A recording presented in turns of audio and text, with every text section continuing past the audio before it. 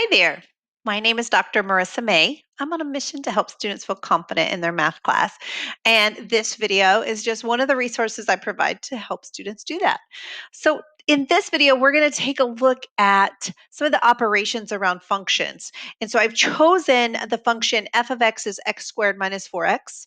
And I've chosen g of x to be 9 minus x squared. And we're going to go through the four main functions or operations of these two. So let us begin with f plus g of x. There we are. And I'm going to choose us a nifty color here. And so when we're asked for f plus g, that simply means we're going to add them. We're going to take all of f and we're going to add to it all of g.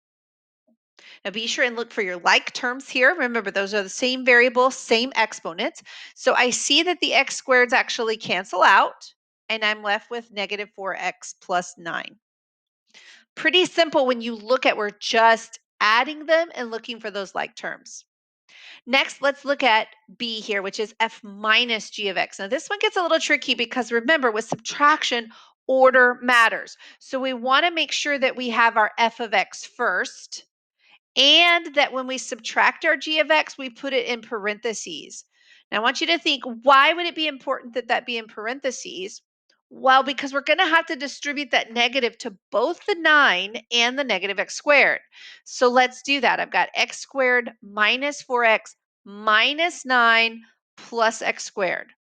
So now it's turned into an addition problem once we've distributed that negative, and you're going to look for those like terms again. Now this time, those x squareds don't cancel.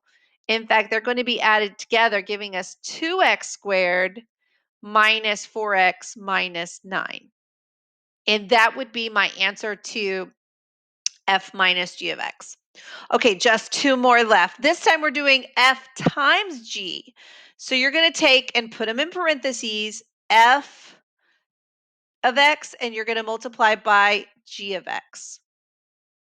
Now for this one, you're going to use either your distributive method, or if you've learned the FOIL method, that would apply here as well. We're going to take the x squared and we're going to distribute it to both of the terms. So we're going to distribute it to the 9. That'll give me 9x squared.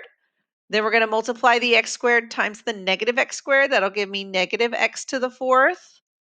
Then let's distribute negative 4x. That'll give me negative 36x.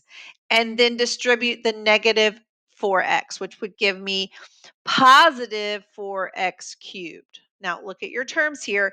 I don't see any that are going to be like terms, so I can't combine them together. However, I can reorder them to put them in standard form, which is where the highest exponent comes first, and then the exponents decrease in order from left to right. Depending on what your instructions are going to say, maybe they want that in standard form, maybe they don't. Now, just a reminder before we work the last problem here, if this is a video that you're finding helpful, be sure and hit that like and subscribe button. That way you get a notification every time a new video is posted. Let's finish up then with our f divided by g. Remember, order is important when we divide. So we'll take our f of x and we'll divide by our g of x. You might try to factor these. So on the top, you can factor out an x. And on the bottom, you can factor that as a difference of two squares.